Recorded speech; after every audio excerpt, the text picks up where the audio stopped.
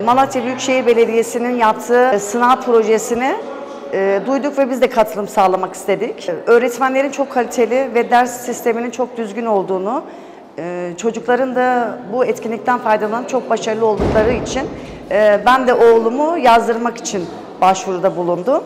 Bugün de sınavımız var, heyecanlıyız. Malatya Büyükşehir Belediyesi'ne teşekkür ederiz.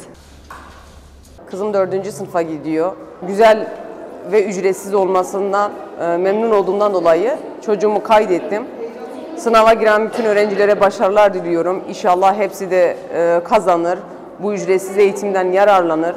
Belediye Başkanımız Samiyer'e çok teşekkür ediyoruz. Buradaki sınava katılmak için çok heyecanlıyım ve çok güzel. Belediye Başkanı'na çok teşekkürler ederim. Buraya sınava girmek için geldim. Sorular çok kolaydı. Belediye başkanımıza çok teşekkür ediyorum. Belediyemiz bizi bugün sınav yaptı. Bize bu imkanları sağladığı için teşekkür ederim. İnşallah kazanırsak Küllü'de dershaneye katılacağız. Şu anda birazcık heyecanlıyım. Sınavım iyi geçti. Bugün sınava girdim. Çok güzeldi, güzel geçti. Belediyemiz sayesinde sınavı kazanırsam burada imkanlar göreceğim. Çok güzel geçecek. Teşekkür ederim.